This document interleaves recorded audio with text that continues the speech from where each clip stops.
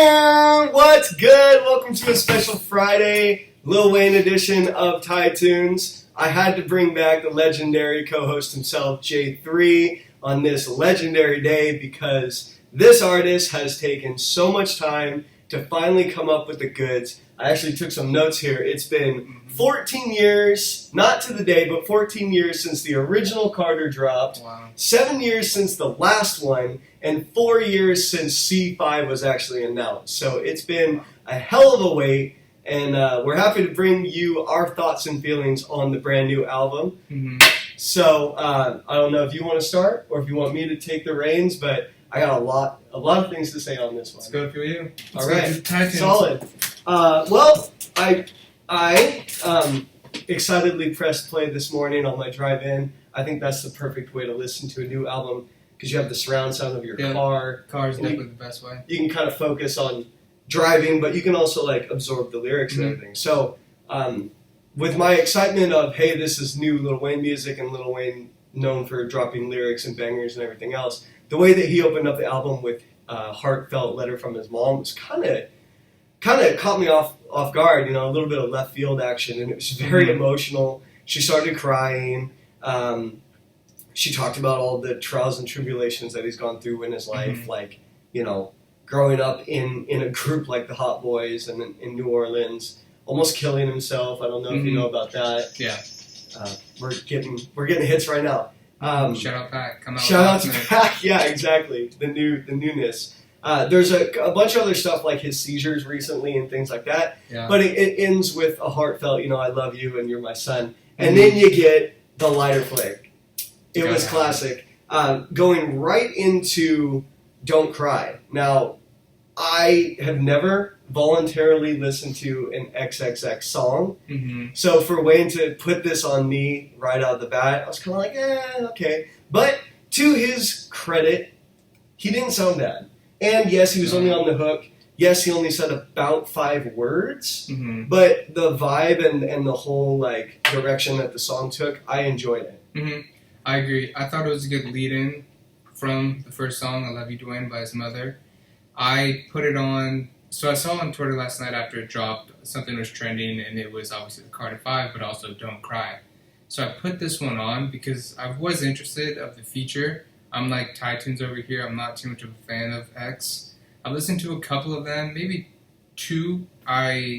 You have? Yeah, I've listened to that I've liked, and they're kind of the same ones like this. Like I'm not a fan of his lyrics, but and maybe it's best in my personal opinion that he only has 5 words.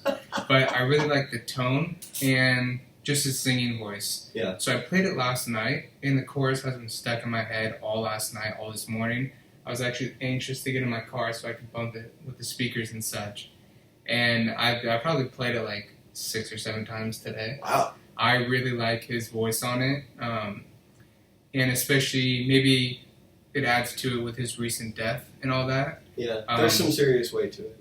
There is, yeah. And I don't know, it kind of leads into some conspiracy theories. Like, did someone kill him to make this more effective? Like, very far-fetched. Oh, man, yeah. You can't rule out anything in this world. There's crazy stuff that, like, happens. I'm not saying it's related at all, but it just really leads into how powerful this album is. And what I've noticed throughout this whole album, it was promised or was proposed 4 years ago. Yep. But there's stuff from up until like a couple months ago with like Kate Spade Suicide and other things like that he's added into this. Some features of 2018 songs, and then obviously a few months ago because with his death, because Wayne mentions R.I.P. in At one the of those. end. Yeah. So there's a lot of recent additions that I think is great because you get the 2014 vibes, the old Wayne, and that old hip hop, how it's transformed these mumble stuff. You get the good stuff before then, but also some recent stuff. So it's not like it's this old album with old lyrics. It still applies to a lot of today's world. And a couple storytelling tracks on this, and I know you'll get to the main one, is insane.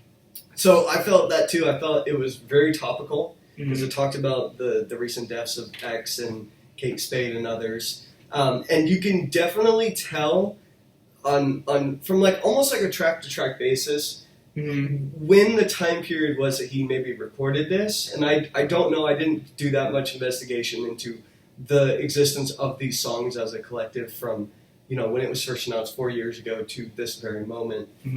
I was reading that a lot of vocals were added, at the 11th hour. I heard something about Post Malone maybe being on it. I don't think he was, but I read an article that said Post Malone is slated to be on this. So it's really interesting, but what I was saying was you can hear the differences in his tone and his flow and his cadence from track to track. Because sometimes, like on Dedicate, which is the song after Don't Cry, which is my first big hit, and I really like that song. Yeah. It reminded me a lot of Dedication 6, his last mixtape that came out, where it was like stream of consciousness, and he's just rapping, and bars are hitting, and it's really cool. Yeah. And then you've got way later in the album, because it's a really long album. I think it's 23 tracks. He's got the auto-tune Wayne that he did, back in the early 2010s. And that's what I was worried about. Right. It's too much auto-tune. Yeah, and thankfully it wasn't that much. But you can hear the different years of Wayne in this album, which I thought was really cool. Like I said, Dedicate, obviously it's the first real banger because you've got The Emotional Mother and then Don't Cry, which personally I probably wouldn't have started an album off with, but whatever. Dedicate, then we get into the hot fire, almost a Millie type raps that he was famous for during that incredible run in the early 2000s leading up to the Carter 3. So the track Dedicate with the piano keys and everything, the beat and the lyrics all kind of melded together. I loved that song. Yeah. I like the Jamaican vibes of it too. It was kind of one of the notes that I made. But I think we can go back and forth. I won't go in any distinct order. I really liked Can't Be Broken. I thought that was pretty emotional, and I liked the theme of that is you can't break what can't be broken. Kind of he's been through all these struggles in his life, and he's become so hard and so tough. You can't break him. Even the whole legal battle with Birdman to even get the album released. Yeah, there's a lot of shots fired too. There's one where I heard it and it didn't really make any sense, but it sounded like there's a story behind it. There was 2 lines in a song. I forget which one. I probably have it written down. But it was talking about, it was a subliminal message about Birdman. It was Wayne saying Birdman told him to stay on the road. So basically, he wouldn't see that Birdman and everyone else are cheating him behind the scenes. Yep. So he wouldn't be at the HQ seeing that they're stealing money and all that. That was one, I think it was one of the later songs. And then I think there was another one earlier as well that he took a shot at Birdman. Yeah, I'm still trying to digest all the lyrics because there's times where he's just spitfire and there's a lot going on. There is. I'll have to go back and listen to that one. I think I will leave Dope Inwards to you, but I just wanted to say that the track Monalisa, I think the long-awaited collaboration with him and Kendrick did not disappoint. This actually will stand as probably one of my favorite Lil Wayne songs because of the concise way that he told the story about, paying women to trap dudes so he can rob them and kill them and otherwise just do all these disgraceful acts to them.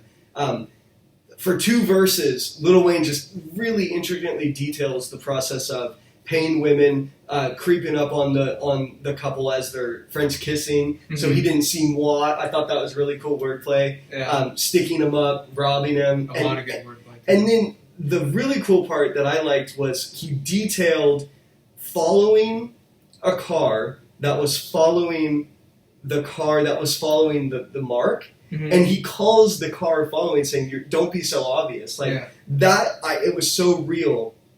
And the way that the whole kind of story played out with the robberies and everything, it reminded me of Notorious B.I.G. I Got a Story to Tell, where he talks about sleeping with a woman who was a girlfriend of a basketball player, and very detailed as Biggie does. And in the end, what happened?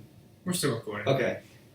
At the end, he ends up sticking up the guy or sticking up the girl and robbing it. It was crazy, but it reminded me of that. And then, of course, you think the song ends, and then you hear K-Dot go in. And the very beginning, K-Dot tears it apart. And then you come to realize he's playing the side of the guy being robbed. And I thought that was such a cool concept. And I know that sometimes rappers will tell stories. And a lot of times you'll get features from rappers, and it's like what to expect from them. So if you have a feature by Travis Scott, you know you're going to get, it's lit! And all this like Travis Scott isms. But this was cool because it was told from both perspectives, from both rappers. And I wish that concept stuck more and more people applied it. That's true. Yeah, you get a feature and it's a different vibe. Yeah. Like almost like that's why I was kind of getting into the song with Snoop Dogg. I was kind of nervous when I saw his name, but I was excited because those two are my two favorite rappers of all time. More so, really? Oh yeah. Oh man, I didn't know that. Snoop Dogg was my introduction to hip hop. To hip hop, yeah. Solid. And there was I have it written down. I thought there was like a node to Snoop Dogg a little bit, and I think it was the last song where Wayne was talking about his suicide attempt, where he said God came to his side and made a deal with him, and then he made a prophet. Yeah, and I love that wordplay. Line. Prophet being PROFIT,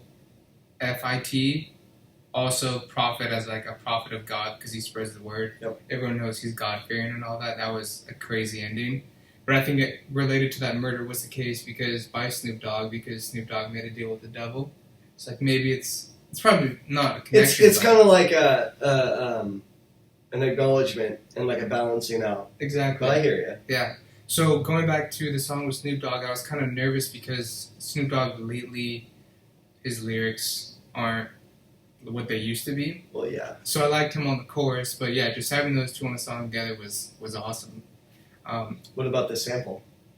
There like multiple samples throughout this whole thing, and then on that song with Snoop, I thought it was perfect for him. Yeah. Throwing it way back. That is such an obvious sample when you hear that. Oh, yeah. That was terrible, but Explosive is a song that they sampled, and they tweaked it a little bit. I think it might be sped up or something, but you can clearly hear that it's explosive. So to have Snoop and like both of those pieces together on that song, I thought was a great throwback just for hip hop in general. I really like that. I agree, and that's how you said in the beginning was how you have the old school and the new Wayne. It's not just like awesome recent stuff. Yeah. And on the point with the storytelling, especially Monalisa, it's like I saw something on the internet where it's like 2,000 kids' comments on this album will not be taken into account because, I mean, who would want to listen to Gucci Gang, Gucci Gang, Gucci Gang over and over with some reference to pills and stuff compared to something like that? Yep. There's no depth. It's super shallow. It's let me repeat the same thing over for 2 minutes versus a very, very intricately written story. Exactly. And that's something we've talked about off iTunes too, is where Lil Pump's producer and all those mumble rappers' producers should be making more than the artists themselves. Oh, definitely. Because it's all party music. Like most of this song, I mean, this is a good example of a combination of good producing plus lyrics. Yep. I was about to say most of these songs wouldn't be played at your party or your club, but I'd say a good majority of them will compared to most lyrical albums today. Not talking about all the mumble rapper stuff because that's all beats and stuff. They're making music to get played at clubs, radio, stuff like that. Yeah, that'll get the airtime, but it's not going to last as long as music like this. That's why Lil Wayne is timeless. That's why he is the greatest rapper of all time and the greatest rapper alive. Well, he's also I don't know about all time. He's also the grandfather of all the Lils because he's been around since 2000. It might even be earlier than that, but he's been around since the 2000s, and here we are, 2018, almost 20 years later, you know? Mm-hmm. And all these rappers, for the most part, have Lil in their name. Yeah. Lil Yachty, Lil Pump, Lil Uzi. Where do you think they got that from? It can't be coincidence. He is the father, for sure. Mm-hmm. And he's showing them, and rap fans in general, like, where it's at, where it should be at these days. So I'm really, really happy that this album dropped. Yeah. Just a couple of other notes. I thought, just kind of running through it, I thought Open Safe was really sick. I thought Hitters was really good. Start This Shit Off, right? Or whatever. Mm-hmm. Okay. Ashanti, haven't heard from her in a minute. and it was produced by Manny Fresh. Yeah. Who was... Go ahead. I was about to say Manny Fresh, bringing him back, and then also Swiss Beats, too. He's been... Didn't like that song. Really? I thought that song was really annoying. And I like Swiss. It wasn't him. It was the beat in general. It had the very high-pitched noises, and I wasn't feeling it. Yeah. Swiss Beats are like Pharrell beats, not in comparison, but where it's like it's a Swiss beat or it's a Pharrell beat. Exactly. It's unmistakable. You hear him, you get him yelling and everything. Oh, yeah, the Swiss. Showtime? Showtime? Yeah. But the only thing I would say on the Manny Fresh point was I would have loved, and I actually almost expected him to bring more of a banger to the table, because I don't think he's done a beat for Lil Wayne in years, like maybe a decade. And this song is nice, but it wasn't what I was expecting, which is kind of the theme of the album. It shifted my expectations for sure on its head, starting with a cold opening like that, waiting for the third track to be the first banger. And like I said, it's long, and it has a lot of good material, but there's a lot of kind of forgettable tracks as well. Yeah, definitely. I will give a shout out to Nicki Minaj. She's corny, and I'm not a big fan, but I liked the entire vibe of Dark Side of the Moon. Because once again, it was kind of sing-songy, it was emotional. Yeah. And then for her to come in singing, not rapping, not being the that she can do, I was impressed by that. I was impressed by the restraint on her, and I enjoyed that song. Ellis is going to live to hear that comment. By the way, shout out to Connor on the Triple X there. I know that was your boy, and kind of what you were saying with all these rappers nowadays making vibe music and wanting to do this and that. Connor, I hope you check this album out. It's a good one. Oh yeah, he's probably playing it right now. Probably. Oh, for sure. Any other key takeaways for you? I got a list of lyrics that I like. Let's hear it. I'd like to go through. Let's do it. And they kind of go. I know you got the track list over here. Exactly. That's what I'm looking at. We're looking at it right now. It's literally a full page, and it isn't even the full thing. There's 2 or 3 songs missing. So maybe you could have trimmed the fat a little bit, but hey, it's your music, Wayne. I'll take more Wayne. He was sorry for the wait too, so I think. Yes, he was, and the drought is officially over, and there's no more ceilings. And going from his first album to right now, the block is still hot. The block is most definitely still hot, and he is dedicated. Ooh, I like that. There's a lot of puns. So I'm going to challenge you on that intro with the first 2 songs. Okay. I like how he led into this album because you know Wayne's going to bring the heat. You know what's coming. This shows that he's developed. And that kind of goes to... It shows that he's developed in a way where he's looked more like interpersonally. In one of the songs, he's talking about being aware. Like, he's like, look inside himself. He's aware. He's woke. Things like that. And it goes to this one lyric where in Let It Fly, he said, sometimes I fear who in the mirror, that boy weird, he done died so many times, but he's still here. So it shows like the can't break me, things like that. You can't break him. He's died so many times. He's evolved so many times. Yeah, most up. This is a collection of different versions of Wayne, back from time and back to the current one. So I like how it leads in with that intro. We know he's had the closest connection ever with his mom. Yep. So I like how she comes in the beginning with that voicemail or whatever it is that seems to be popular lately. And then the Don't Cry, because I'd say a good amount of people, they listen to that opening, definitely get emotional. Oh yeah. People probably start tearing up too. And then X hits you with that chorus of Don't Cry. And then with X being dead, it's just like... Yeah, it was very impactful. Yeah. And it's a good point. I'm glad you brought it up. The whole album is definitely like a maturity and kind of like a self-referential of him. Yeah. I was reading an article and somebody was talking about the different things that we might see off of this album. And I know Wayne is very famed for his kind of stream of conscious raps and, of course, his puns and his number 2 jokes and his love of the female certain body part there. I don't think, and I could most definitely be wrong, but I don't recall hearing him say one pee pun, if you will. Which I gotta praise him for that because that shows restraint and maturity right there. This is a different Lil Wayne that we're talking about. Yeah, I can agree. I've listened to do you remember hearing one? Not on the songs that I've listened to, no. Okay. But yeah, a lot of number 2 references in the past. Exactly. Sometimes too much. Exactly. And here he was I could tell he was very focused, and he wasn't rapping just to rap. He was rapping like, hey, I can still rap, I can still do this. I know you guys have been waiting a long time for this. Yeah. It was worth the wait. I agree. So a couple quotes. I've written down a ton. I'm going to trim it down to a few. Going into Dedicate, just some fun ones, like Back to the Block, where they got more rock fans than an effing rock band under a rock man, saying that he used to be making money, or probably making a lot of money from his block, where there was a bunch of more dope fiends than there are fans of the rock genre, which was great. And did you catch at the end of that bar, or collection of bars, he says, I'm solid as a ha. And he was, because he said rock so many times, and then he ends it with that. That was sick. I liked that. And he does that a lot, too. He lets you finish the lyrics because you know they're coming. Yep.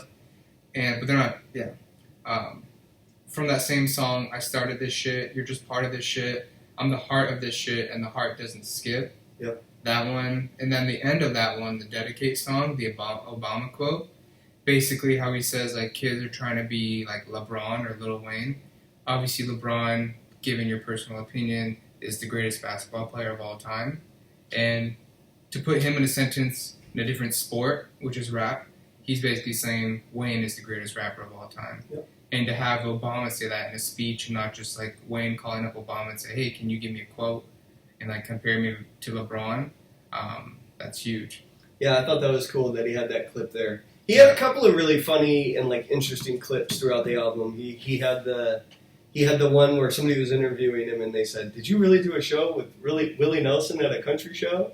And he said, "I don't remember that, but I did do a show for this sweet mom." And he was like shouting out this random mom out there. Mm-hmm. Could be kind of a side investigation of kind of like all these women that Drake shouts out. Who do you think he's really talking about? Who do you think Wayne's talking about there with the mom?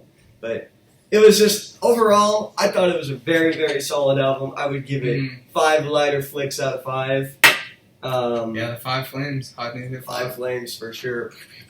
If only we had those special effects. I know, I got to step up the production game. You can use the company's Adobe Photoshop, all that good stuff. I could, that's not a bad idea. Maybe I'll tweak that. Yeah. All right, man, anything else? I think we got to do a part 2 following the weekend. Oh, man. Oh, yeah, because of Yandi? Did you forget about that? My closing comments are, this album made me forget that the Kanye West is coming out with another album tomorrow. We'll definitely come with the heat next week. And also, screw Birdman. Hate him now. What about... That's kind of cool. There it is. All right, well, I think we'll leave it at that. Grab some lunch, and hope everybody has a fantastic weekend. And keep the lookout for next week, part 2, more talk, more guests. Hit the like button, subscribe, because you never know when we're going to drop. Part 2, Carter 5.